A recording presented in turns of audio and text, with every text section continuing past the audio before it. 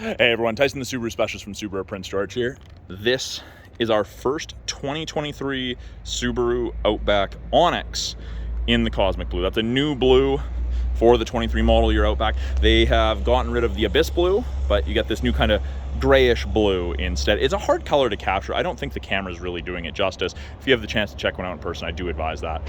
Now, the 23s have gotten a refresh, a front end redesign, facelift, whatever you want to call it. So the front is definitely different, slightly more aggressive. You got a larger grille, seems to be how most manufacturers are going, including Subaru. Shape of the headlight slightly different. We've got these cutouts, those C-shaped cutouts. The fog lights, which are still LEDs, are circular, and they've moved them essentially to the front middle, as opposed to being kind of down here and straight up and down vertical lines on the previous ones. Good luck. Something I noticed about the headlight, it's got a bulge right here, and I'm sure that's for a light diffuser. That's not something that they covered in the training that they offered on the 23s. You get more aggressive wheel arches, fender flares, whatever you'd like to call them, more akin to the wilderness flares. And on the Onyx, you do get the blacked out wheels. In addition to the blacked out wheels, you get blacked out mirror caps, which we have a limited that came with the blacked out caps. We're not sure if that's a one-off or if they were supposed to be Onyx mirrors or not, but they're there. Integrated turn signals, which a lot of people are asking for now. And even on the rear passenger wheel arch, it extends onto the door just like the Wilderness one did. Now on all the Outbacks, you get the roof rails with the built-in tie downs and the roof rails that pop up and can be flipped across. So you have crossbars when you need them. The other side comes over, locks in this corresponding hole, and you can hide them away when you don't need them. Better aerodynamics, less wind noise. At the back, the back remains largely unchanged in the 23 Outbacks. The Onyx, of course, gets the blacked out badging on both sides. It gets the bumper step pad to protect the paint if you're loading things in and out. And you get those rear backup sensors that will apply the brakes if it thinks you're going to hit something in reverse between 1 and 15 kilometers an hour, which is an absolutely great feature. Terrifying when it works, but great for parking lots. Now, the Outbacks have had a proximity power tailgate since 2020 in certain trims, touring and up. So all you do, have the key on you, block the logo, it beeps, back up. It doesn't have to be your hand. It could be a box, your elbow, whatever. Lots of room in the rear of the Outback behind the second row seats. Privacy cover is standard. Now this is 2-position, so this right here is not a lot of load height if you're carrying a box. So what they've done, they've made it so you can push that and you can see it slides up. So that's a much larger load height. And in that position, even with the rear hatch closed, it still does hide a lot of things from view. Cargo tray is standard equipment. It's got a little bit of a lip on it in the event that you put something that spills. Hopefully it contains it. We have grocery bag hooks on either side, in addition to nice hard physical tie downs. And you get 8 of them in this Outback. You get 4 on each side. And then on the right hand side, we have a 12-volt power point for any charging needs you may have. Little storage cubby, and underneath here, we have all of our spare tire stuff. Tires underneath the styrofoam tray right there. And you can actually take the privacy cover out by using the little button there, and it lays across. Out of sight, out of mind, and you always have it when you need it. It's not collecting dust in your garage away from you when you need it. Now, to fold the seats flat, got this handle, and you can do that on the 40 side as well, right there. We have an LED cargo light, and to close it, we can lock and close it, we can close it, we can pull down manually, you can do it from the key fob or from the driver's seat. So press it, it beeps, it closes, the lights are gonna flash. There you go. Lets you know it's locked. How can I tell? So just pull out the key fob. Subaru logo is the unlock. Once does driver, twice does everything. And into the second row we go. Outback's got great headroom and legroom for even taller people. Now this material, this is very similar to the Outback material. Same material, just not textured. The Onyx is very, very similar to the outdoor Outback that came out in 2020. Just, this is the 2.5 liter non-turbocharged engine. The outdoor only came as a turbo, if I remember correctly. But you get that gray and black two-tone, the soft touch all-weather upholstery, the StarTex with the lime green contrast stitching. So this is designed to get dirty, be wiped off. It's non-perforated. You have easy access to the anchor, the latch system, the anchors and lower tethers and anchors for children. Safety first. Fold down armrest with 2 cup holders. Even the headrest has the lime green contrast stitching. The Onyx also comes with the high wall floor mats from factory, and we also have heated outboard seats. The outer 2 passengers get them. The person in the middle, in addition to having to sit in the middle, does not get a heated seat. We've got USB-C and USB-A sockets for charging, vents to heat up or cool down the second row much more effectively. And on the backs of both seats, we have map back pockets. Lots of storage available. All the interior lights are LEDs. We've got bottle holders in the doors.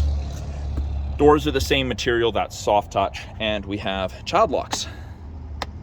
If you've got kids, grandkids, or just need to keep unruly passengers in the vehicle.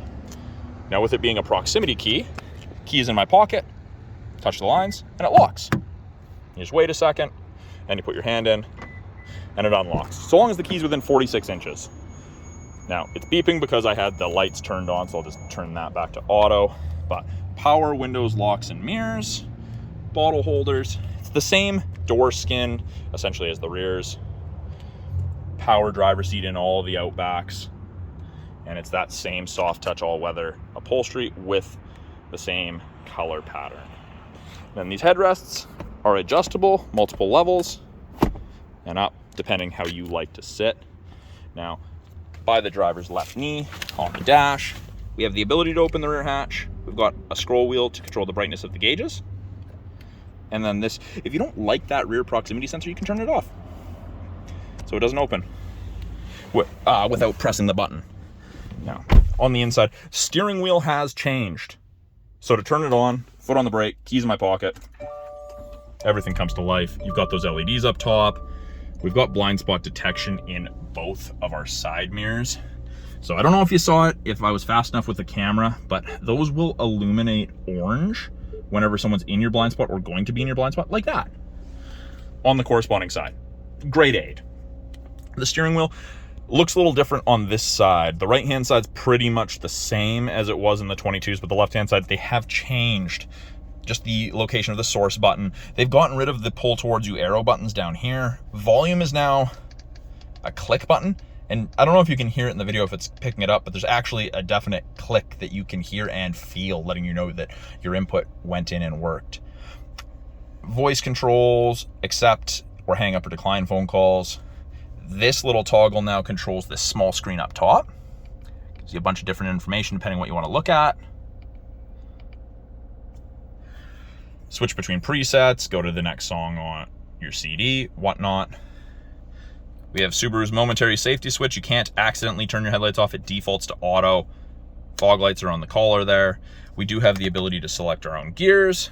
The CVT will put it into the ratio based on the gear. So that's great for going down hills. The upshifting I'm not a huge fan of, but the downshifting makes a big difference. This wheel is both tilt, up, down, and telescopic, depending how you like to sit and drive. Fits varying arm lengths and leg distances from the steering wheel. This is a big improvement. Well, I don't know if I'd say improvement yet. I haven't used it in the winter, but lots of people were asking for a full heated wheel. The 23 Outback delivers that. Now, there's a little bit of a dead spot here, and I'm imagining that's kind of where the wires come in and then the heating elements expand, but the whole wheel is heated.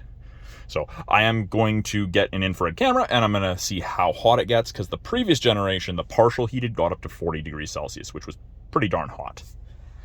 The right-hand side, we have our adaptive cruise, which brings up an image of the Outback. There's 4 bars ahead of it. This is the cruise control that follows the vehicle ahead of you at a set distance if you catch up. 4 bars at 100 kilometers an hour is roughly 150 to 180 feet, which is great distance. We do also have lane centering here. So you'll notice that the steering wheel icon popped up there, and you have it's currently just set to an audible warning. We're going to turn on all functions. You'll notice that those little gray lines appeared, and that when the eyesight cameras, which are these two black boxes facing forward, which happens to be the newest 4.0 eyesight, the most up-to-date, can see the road lines, it'll illuminate white on whichever side it can see, whether that's one or both, and it will give you gentle steering input to keep you in the middle of your lane. It's not hands-free driving. If you take your hand off the wheel and let it do its thing, it's going to get mad at you and turn off that system. So don't do that. It's great for the second half of a long day of driving, though. Way less fatigued at the end of the day. Turn that off, turn that. The wheel's starting to get warm. Definitely not as, it doesn't feel as warm as the previous gen, but we're gonna find that out in another video. We've got the 11.6-inch tablet touchscreen. They've broken it into 3 portions. We've got the top portion here, and we've got these arrows. So what you're listening to, widgets, you can change those around. You could have date instead of average speed. There's a bunch of things. You could have nothing if you really wanted. Weather, that's part of the satellite radio trial that you get with this. And then you have access to X mode. Now, this in the wilderness, get the dual function X mode. The wilderness one's a little bit different, but you've got snow and dirt and deep snow and mud. Now, X mode is like 4x4 low in a truck. It's not geared as low. There's no 2-stage transfer case, but it changes your transmission ratio, your throttle response, locks the all-wheel drive differently. It takes a very capable vehicle and makes it even more capable. The middle portion with all of our tiles, we've got access to Android Auto, Apple CarPlay. Now, those are wireless this year, so I will eventually do a video about that as well, but I have hooked my phone up. I've used it. It is very, very user-friendly. Radio, you've got access to quite a bit of stuff. And the touchscreen it's about the same. They've done an update to the touchscreen, but it's about the same as the previous gen. Access to the My Subaru app. You do get a 3-year trial with most new Subarus, and that allows you to remote start it from your phone as well as do a bunch of other things. In the bottom portion here, so this is the biggest change. So this is your climate controls. So they've made it a little bit more user-friendly in my opinion. Normally when you click the driver's side, it would only bring up the driver's side, but now it brings up both. So you could set 2 separate temperatures, the sync button's in the middle, you choose where the airflow is in that same one, as well as select max AC, which is very, very handy. It's a big improvement. I really like that they've made the heated seats more easily accessible. In the 22s, you had to go into your side and then press another button. Now they're on the front, which is great. The button for the fan strength is larger, easier to click. You're gonna end up with less fat fingering, we'll say, where you go to touch something and you end up touching something else. We do still have settings, hard physical buttons for the climate. So if the passenger wants separate, there you go. Turn on your heated mirrors, back window, and area of the windshield where the wipers are heated, right there. Easy to do. That is a huge improvement over the previous generation. Below that, we have our wireless charger. The white light means that it is ready to accept a device to charge. That will go blue when charging. Up front, we have USB-C and USB-A sockets for charging, doing wired Apple CarPlay, Android Auto, and listening to music. Aux port for music. Park and brakes are electronic. And then take your foot off the brake and push down. It doesn't go out. It actually tells you to press the brake. So your foot has to be on the brake, and then you push down. The other thing, this camera, put it in reverse, backup camera, pops up. It does show you the very top of the bumper there, so you have something to relate to. And you can see rear assist braking's active, parking sensors are active. As you turn the wheel, those orange lines move, show you where you'll end up. You've got drive, and then if you want full control, you've got your paddles. So it'll let you start off in second, it won't let you start off in sixth. It will limit the gears you have access to based on your speed, but that's a safety thing for the vehicle. Cup holders. This has a drink raiser in it, which is about an inch. So these are very, very deep. So if you have a drink raiser, if you have a medium drink or something, it just fits a little nicer and you're not going into the cup holder to get it out. The armrest, we've got a change tray kind of, and then you've got one inside. Deeper storage with a 12-volt outlet, a place to run the cords if you're charging anything off of that. Tilt and slide sunroof. My favorite feature in a vehicle. This is auto dimming. There's no switch to flick. It just automatically dims if someone's got their high beams on behind you. Absolutely great. 3 buttons right there. That's your HomeLink system. You can hook up to 3 separate garage doors to your mirror. You don't have to have a bulky opener sitting on your visor. It's not something that people can easily steal. And then, yeah, so these are the new eyesight, the most up-to-date eyesight, wider field of view, better, it's supposed to be better in every single way. So they've brought it out in the Forester for 2022, Outback for 23. I'm assuming we'll see this in the next time they do a Crosstrek update. We'll see this in the Legacy as well. We've got sunglass as storage, SOS and roadside. That's part of the 3-year trial of the connected services you get with most new Subarus. That'll be illuminated green when the vehicle's registered and the system's active. Got our sunroof controls, and then we have the switch to set it to door so that these map lights come on when a door is open. So that is a quick look at the brand new 2023 Subaru Outback Onyx. I'm Tyson, the Subaru specialist from Subaru Print Storage. If you guys have any questions about this vehicle, any of the vehicles on our lineup, any of the new tech, please let me know. I'm always looking for new things to make videos of you guys for and answer any questions you may have. So again, Tyson from Subaru Print Storage. Talk to you guys soon.